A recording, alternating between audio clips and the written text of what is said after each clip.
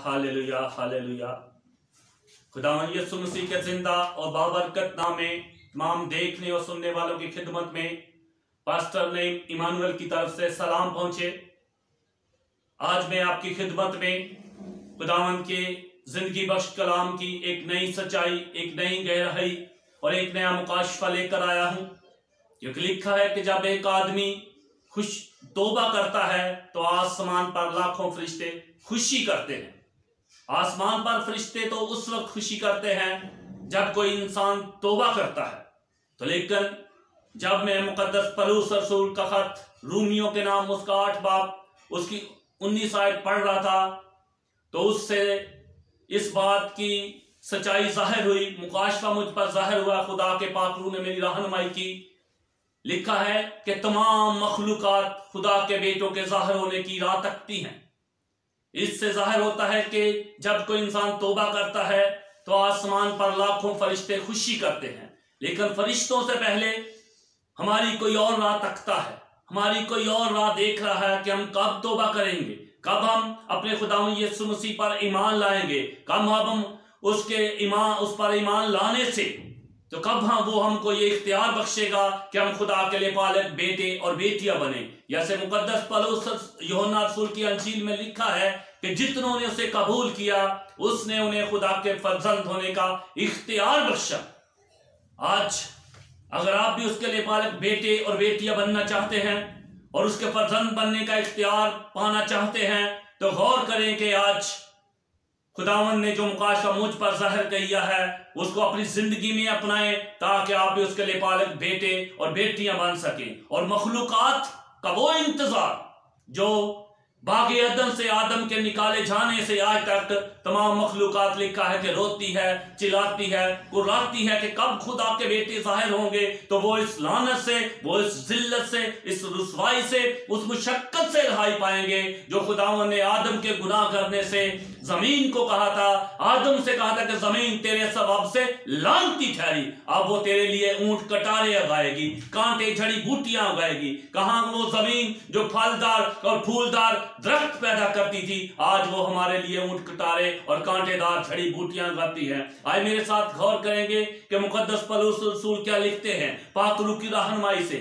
मुकद्दस पौलुस रसूल का खत रूमियों के नाम उसका 8 बाब उसकी 19 आयत से देखेंगे क्या लिखा है, गौर कीजिएगा।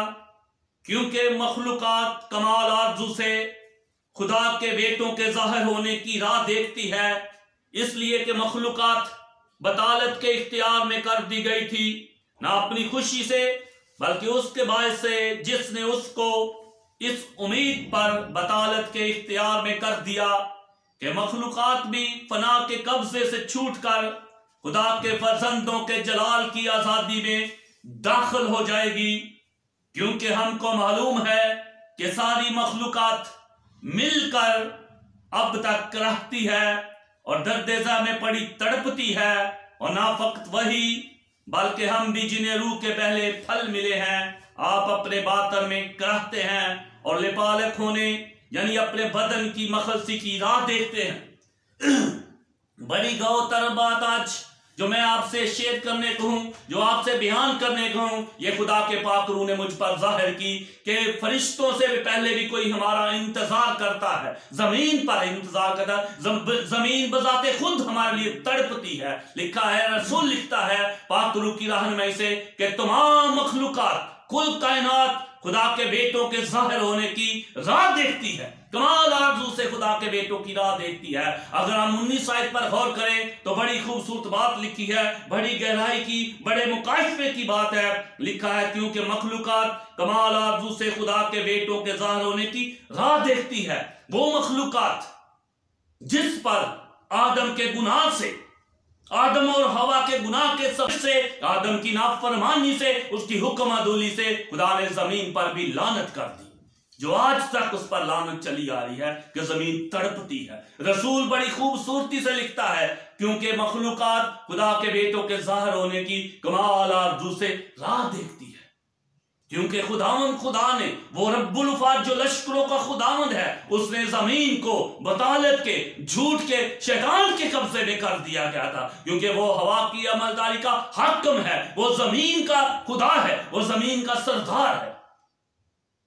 तो तब जब आदम और हवा ने गुनाह किया तो खुदा ने पूरी जमीन को लानती करार दे दिया। उस दिन से लेकर आज तक जमीन रोती है, लिखा है दर्दे ज़ै में पड़ी तड़पती है, चिल्लाती है, क्योंकि खुदा ने उसको बतालत के कब्जे में कर दिया गया था, उसके इख्तियार में कर दिया गया था। अगर हम पैदाइश के 182 वर्ष का था जब उसके एक बेटा पैदा हुआ और उसका नाम नूह रखा, और उसने कहा कि ये हमारे हाथों की मेहनत और मुशक्कत से जो जमीन के सबब से है, जिस पर खुदा ने लानत की, हमें आराम देगी।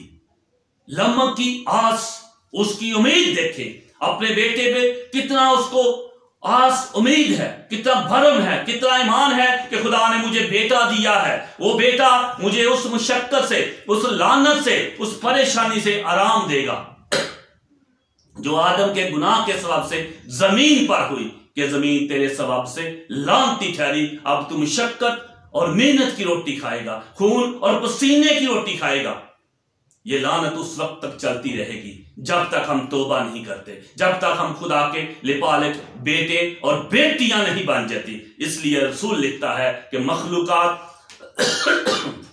कमाल आरज़ू के साथ खुदा के बेटों की राह देखती है। जब एक इंसान को अपने बेटे पर ऐसी उम्मीद है कि ये खुदा ने जो मुझे बेटा दिया है, जब नूह पैदा हुआ तो उसके बाप ने कहा कि ये मुझे उस मेहनत से, उस मुशक्कत से आराम देगा जिस पर खुदा ने लानत की थी, आदम के गुनाह के सबब से लानत की। इसलिए वो जमीन, तमाम मखलूकात, ये हवाएं, ये चरिंद परिंद, एक एक चीज खुदा के बेटों का, यानी मेरे और आपके जाहिर होने का राह देखती है कि कब हम खुदा के लिपालक बेटे और बेटियां बनेंगे। तो जब हम खुदा के लिपालक बेटे और बेटियां बन जाएंगे, उसके फर्जंद बन जाएंगे, तो ये जमीन, ये हवाएं, ये जानवर, ये चरिंद परिंद, तमाम मखलूकात, कुल कायनात हमारे साथ खुदावंद के जलाल में दाखिल हो जाएगी, क्योंकि वो आज तक हमारे गुनाह के सबब से, आदम और हवा के गुनाह के वसीला से, उनके नाफरमानी करने से, हुक्मादूली करने से वो लानत के नीचे आ गई, वो गुनाह के नीचे आ गई, वो झूठ के नीचे आ गई, वो बतालत मसलन अबलीस के चुंगल में आ गई। वो उस चुंगल से आजादी और रहाई पाने के लिए आज तक तड़पती है, दर्दे ज़ै में तड़पती है। वो कहती है कि कब खुदा के लिपालक बेटे ज़ाहिर होंगी। फरिश्तों तो बाद में खुशी करते हैं जब कोई तौबा करता है, लेकिन ये जमीन, ये हवाएं, ये दरख्त, ये फल फूल पौधे, एक एक चीज हमारी राह देख रही है, हमारे लिए रो रही है, हमारे लिए तड़पती है।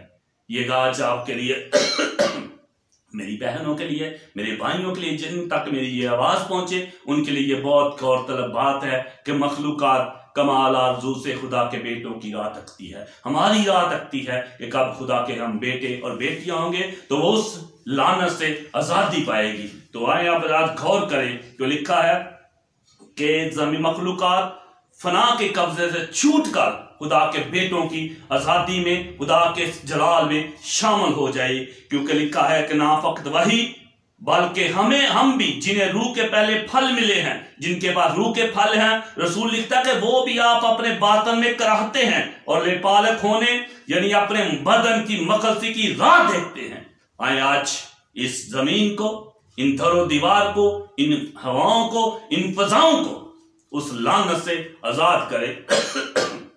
वो इस लानत से इसलिए छूटेंगे कि अगर हम खुदा यीशु मसीह पर ईमान ले आएंगे, उसको कबूल करेंगे, तो वो हमें इख्तियार बख्शेगा खुदा के लिपालक बेटे और बेटियां बनेगा। जब हम उसके बेटों की शक्ल में जाहिर होंगे तो फरिश्तों से पहले ये जमीन खुशी मनाएगी। ये जमीन उस लानत से, उस त्राह से, उन दर्दों से, उन मुश्किलों से, उन मुशक्कत से, एक एक चीज से आजाद होकर खुदा के बेटों के साथ खुदा के जलाल में शामिल हो जाएगी। खुदावंद आप सबके साथ हो और कोई आपको ये तौफीक बख्शे कि आप मेरे मसीहा के कलाम पर गौर करें, उसको कबूल करें, ताकि हमारे वसीला से जो लानत जमीन पर पड़ी थी, हमारे खुदावंद पर ईमान लाने से, अपने गुनाहों का इकरार करने से, वो जमीन उस लानत से आजाद होकर जब हम खुदा की बादशाही में दाखिल होंगे, हम खुदा के जलाल में दाखिल होंगे, तो जैसे रसूल लिखता है कि ये भी मखलूकात भी फना के कब्जे से, लानत के कब्जे से आजादी हासिल करेगी। क्योंकि जब हम गुनाहों की माफी मांगेंगे तो हमारे गुनाहों के माफी मांगने से ऑटोमेटिकली खुद ब खुद जमीन भी उस लानत से आजाद हो जाएगी